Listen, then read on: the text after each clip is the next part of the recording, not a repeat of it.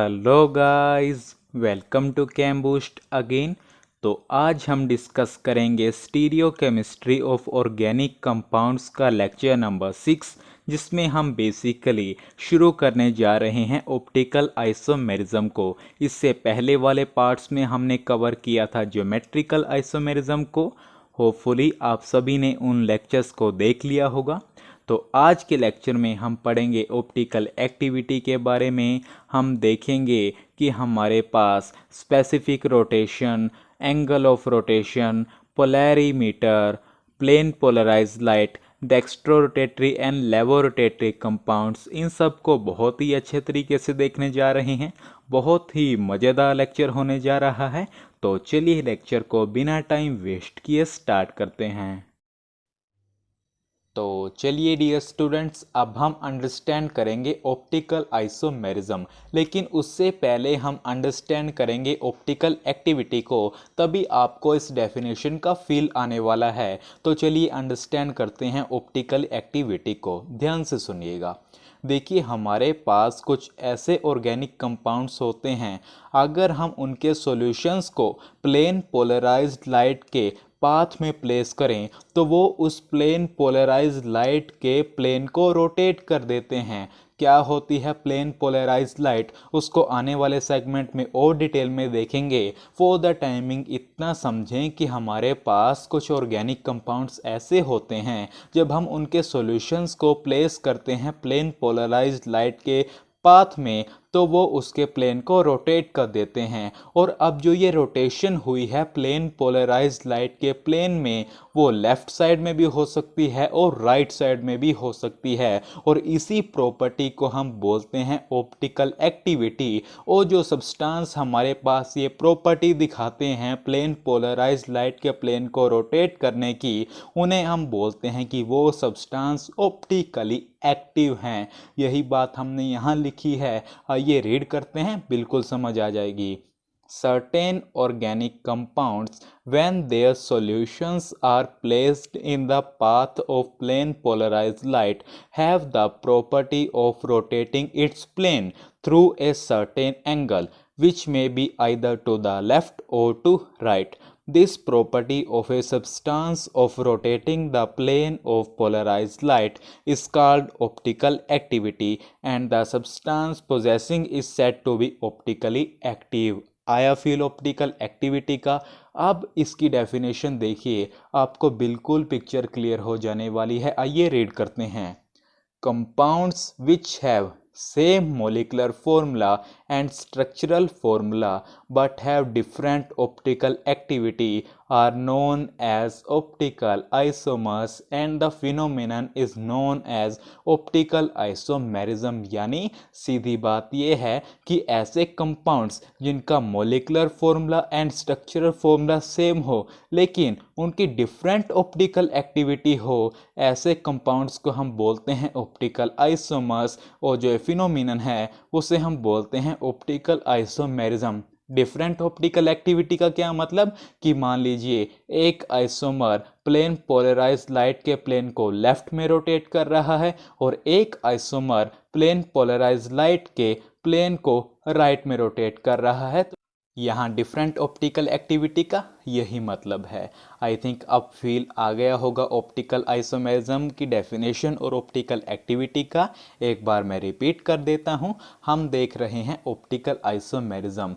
हमारे पास ऐसे कंपाउंड्स जिनका मोलिकुलर फॉर्मूला और स्ट्रक्चर फॉर्मूला सेम हो लेकिन डिफरेंट ऑप्टिकल एक्टिविटी हो, उन्हें हम बोलते हैं ऑप्टिकल आइसोमर्स। और जो फिनोमिना है उसे हम बोलते हैं ऑप्टिकल आइसोमेरिज्म। उसके बाद हमने देखा ऑप्टिकल एक्टिविटी को कि हमारे पास कुछ ऑर्गेनिक कंपाउंड्स ऐसे हैं, अगर हम उनके सॉल्यूशन को प्लेन पोलराइज्ड लाइट के पाथ में प्लेस करें तो वो उसके प्लेन को रोटेट कर देते हैं, आइदर लेफ्ट आइदर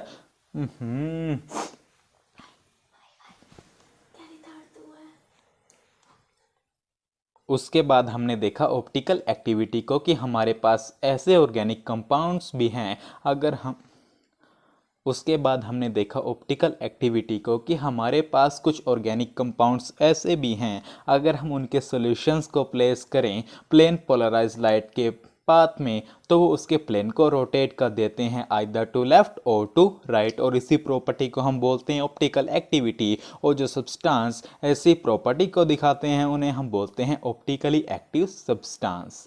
तो आप इसे समझ लीजिए, नोट कर लीजिए, फिर हम चलते हैं लेक्चर के नेक्स्ट सेगमेंट की तरफ। तो चलिए डियर स्टूडेंट्स, अब हम अंडरस्टैंड करेंगे प्लेन पोलराइज्ड लाइट को। ध्यान से सुनिए डियर। अगर हम बात करें ऑर्डिनरी लाइट की, तो उस केस में हमारे पास वाइब्रेशंस उन सभी प्लेन्स में रहती है जो कि line of propagation of ordinary light के राइट एंगल पर हैं। एग्जाम्पल देखिए, अब ये है हमारे पास ऑर्डिनरी लाइट, ये है इसकी लाइन ऑफ प्रोपेगेशन। तो इसमें वाइब्रेशंस उन सभी प्लेन्स में हैं जो इसे राइट एंगल पर हैं। यहाँ पर 2D है, आप 3D में इमेजिन करें, आपको थोड़ी और पिक्चर क्लियर होगी। मान लीजिए ये हमारे पास लाइन ऑफ प्रोपेगेशन है, तो एक ये हो गया, एक इसके नीचे परपेंडिकुलर है, एक हमारे पास इस साइड हो गया और एक इस साइड परपेंडिकुलर है। तो वही केस हमारे पास कुछ इस तरीके से है। और प्लेन पोलराइज्ड लाइट की अगर हम बात करें, उसमें क्या खास बात है as compare to ordinary light? उसमें खास बात यह है कि उसमें सिर्फ वाइब्रेशन एक ही प्लेन में होती है।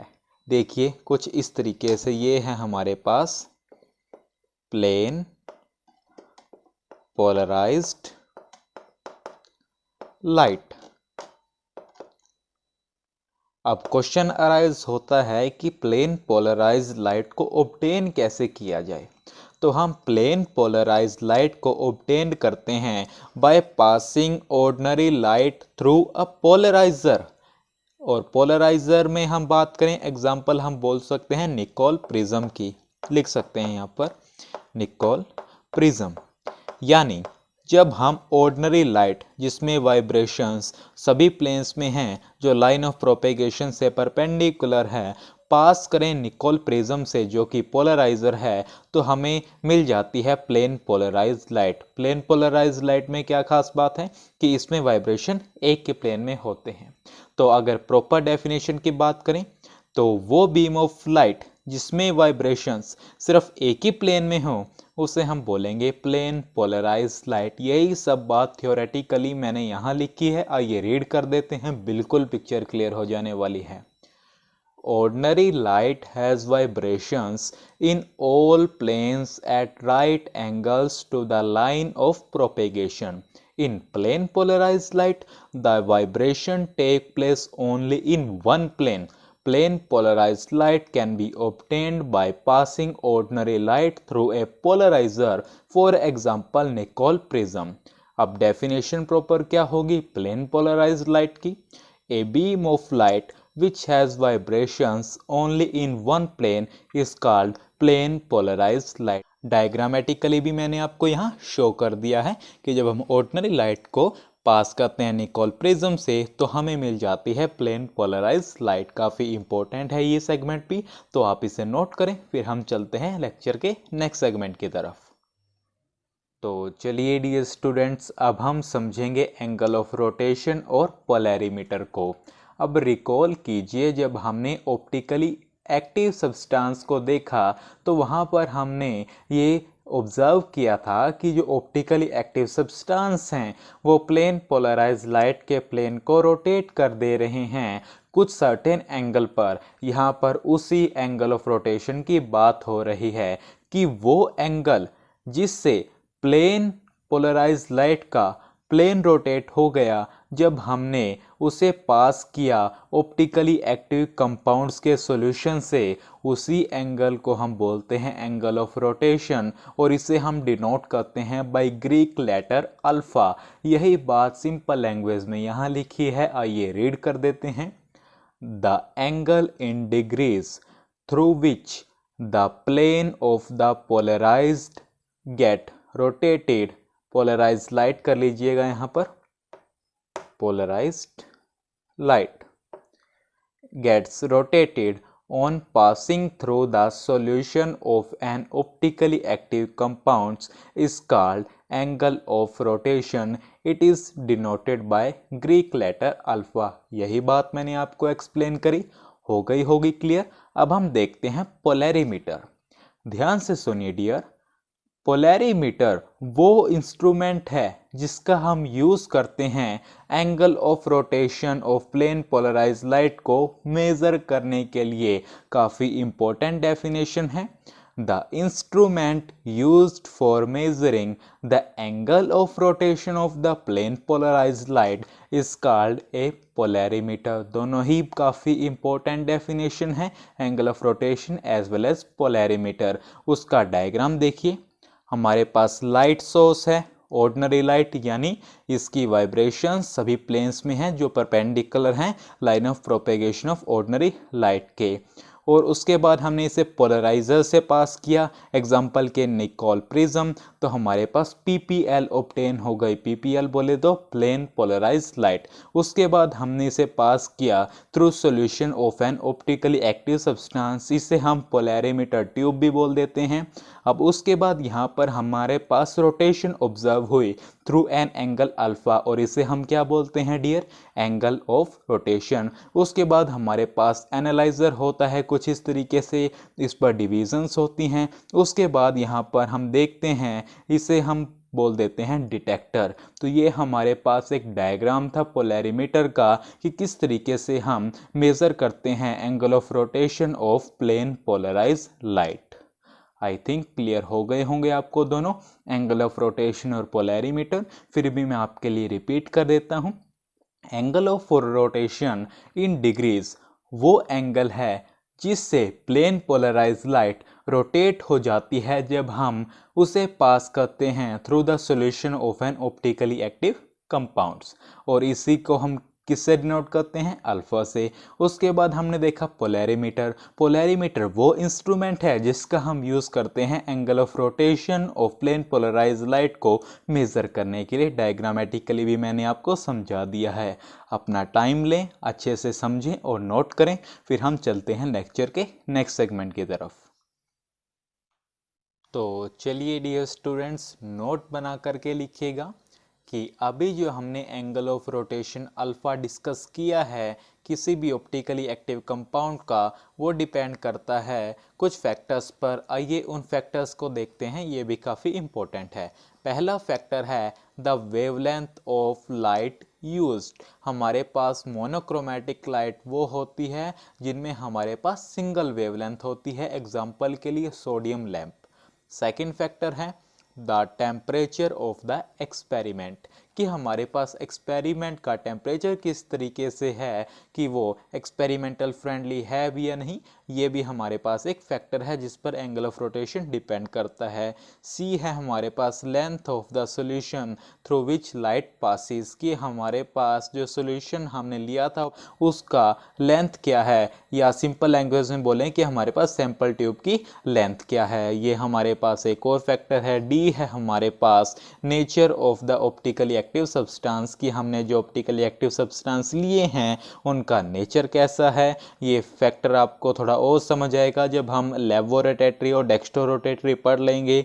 ई है हमारे पास कंसंट्रेशन ऑफ सॉल्यूशन इन ग्राम पर ml, की हमारे पास सॉल्यूशन की कंसंट्रेशन कैसी है ग्राम पर ml में। ये काफ़ी इंपॉर्टेंट चीज़ है, हमारे पास पूछ लेता है कि बताइए एंगल ऑफ रोटेशन किन किन फैक्टर्स पर डिपेंड करता है, तो आप इसे नोट कर लीजिए। फिर हम चलते हैं लेक्चर के नेक्स्ट सेगमेंट की तरफ। तो चलिए डियर स्टूडेंट्स, अब देखिए हमारे पास जो ऑप्टिकल रोटेशन है उसकी मेज़रमेंट को हम एक्सप्रेस करते हैं in terms of specific rotation. क्या होती है स्पेसिफिक रोटेशन, आइए पहले डेफिनेशन रीड करते हैं, देन मैं आपको एक्सप्लेन करता हूँ। The specific rotation of an optically active substance is defined as the degrees of rotation observed when the plane of polarized light is passed through a tube having a path length of 1 decimeter यानी 10 centimeter and a concentration of 1 gram per ml of the compound at a specific temperature and wavelength। यानी हमारे पास ये क्या कहना चाह रहा है कि जब हम प्लेन पोलराइज लाइट के प्लेन को पास करते हैं थ्रू ए ट्यूब जिसकी पाथ लेंथ है 1 सेंटीमीटर, यानी सिंपल लैंग्वेज में ये क्या कहना चाह रहा है कि जब हम पोलराइज लाइट के प्लेन को पास करते हैं थ्रू ए ट्यूब जिसकी पाथ लेंथ 1 डेसीमीटर या 10 सेंटीमीटर है और उसमें जो कंपाउंड है उसकी कंसंट्रेशन 1 ग्राम पर ml है at a specific temperature and wavelength, तो उस टाइम हमारे पास जो डिग्रीज ऑफ रोटेशन है वो होती है specific rotation. As simple as that. यही बात हमने यहाँ पर लिखी है थ्योरेटिकली। इसे हम दिखाते हैं कुछ इस तरीके से ब्रैकेट में एनक्लोज्ड करके। यहाँ पर स्पेसिफिक रोटेशन इक्वल होती है observed angle of rotation, that is alpha observed divided by L into C, where alpha यहाँ पर है हमारे पास observed angle of rotation, L हमारे पास यहाँ पर है length of polarimeter in decimeters, C है हमारे पास concentration of the optically active compound in grams per millilitre, जैसा कि मैंने आपको यहाँ पर बता दिया है। काफ़ी इम्पोर्टेंट है ये भी, आप इसे नोट कर लीजिए। फिर हम चलते हैं लेक्चर के नेक्स्ट सेगमेंट की तरफ। तो चलिए डियर स्टूडेंट्स, अब हम अंडरस्टैंड करेंगे डेक्स्ट्रोरोटेटरी एंड लेवोरोटेटरी टर्म्स को। अब लेक्चर की बिगनिंग में चलिए, जब हमने ऑप्टिकल एक्टिविटी को समझा था वहाँ पर हमने देखा था कि अगर हम ऑर्डिनरी लाइट को पास करते हैं निकोल प्रिज्म से तो हमारे पास प्लेन पोलराइज लाइट मिलती है, और जब हम उसको पास करते हैं सैंपल ट्यूब से, यानी हमारे पास जो सॉल्यूशन है ऑप्टिकली एक्टिव सब्सटेंस का, तो हमारे पास जो पोलराइज लाइट है उसका प्लेन रोटेट हो जाता है। अगर हमारे पास पोलराइज्ड लाइट के प्लेन में रोटेशन राइट डायरेक्शन में हुई है तो हम बोलेंगे कि वो सब्सटेंस डेक्स्ट्रोरोटेटरी है। ऑन द अदर हैंड, अगर हमारे पास पोलराइज्ड लाइट का प्लेन लेफ्ट डायरेक्शन में रोटेट हो गया है तो हम बोलेंगे कि वो सब्सटेंस लेवोरोटेटरी है। यही बात हमने यहाँ लिखी है। पहला देखते हैं हम डेक्स्ट्रोरोटेटरी में। If the substance rotates plane polarized light to the right, that is in clockwise direction, it is called dextrorotatory, और इसे हम इंडिकेट करते हैं स्मॉल d और प्लस साइन से। प्लस साइन मीन्स कि हमारे पास जो रोटेशन हुई है वो कौन सी डायरेक्शन में है, क्लॉकवाइज डायरेक्शन में। और इसी तरीके से levorotatory, if the substance rotates plane polarise light to the left that is in an anti clockwise direction, it is called levorotatory, और इसे हम इंडिकेट करते हैं स्मॉल एल से और माइनस साइन से। Minus sign means rotation is in anti clockwise direction. अब confusion रहती है कि राइट वाले को डेक्स्ट्रोरोटेटरी बोलें, लेफ़्ट वाले को लेवोरोटेटरी बोलें, तो आप यहाँ से देख सकते हैं लेफ़्ट लेवोरोटेटरी, एल एल मैच हो रहा है, तो लेवोरोटेटरी है तो लेफ़्ट में रोटेशन होगा। लेकिन इनका साइन याद रखने हैं, डेक्स्ट्रोरोटेटरी को स्मॉल डी और प्लस, लेवोरोटेटरी को स्मॉल एल और माइनस। आई थिंक अब क्लियर हो गया होगा डेक्स्ट्रोरोटेटरी और लेवोरोटेटरी का कॉन्सेप्ट। तो it is all about today. एक बार समराइज करते हैं हमने क्या क्या किया। सबसे पहले हमने देखा ऑप्टिकल आइसोमेरिज्म को, उसको समझने के लिए हमने फिर ऑप्टिकल एक्टिविटी को समझा। देन हमने देखा प्लेन पोलराइज्ड लाइट, उसके बाद हमने देखा angle of rotation, then polarimeter, and then हमने स्पेसिफिक रोटेशन को देखा, और उसके बाद हमने समझा डेक्स्ट्रोरोटेटरी और लेवोरोटेटरी के कॉन्सेप्ट को। होपफुली लेक्चर्स आपके लिए काफ़ी बेनिफिशियल हो रहे होंगे। आप इन लेक्चर्स को अपने फ्रेंड्स के साथ भी शेयर करें ताकि उन्हें भी इनका बेनिफिट मिल सके। आप अपनी फीडबैक हमें कमेंट सेक्शन में ज़रूर दें। तो चलिए till next video, keep learning, keep growing.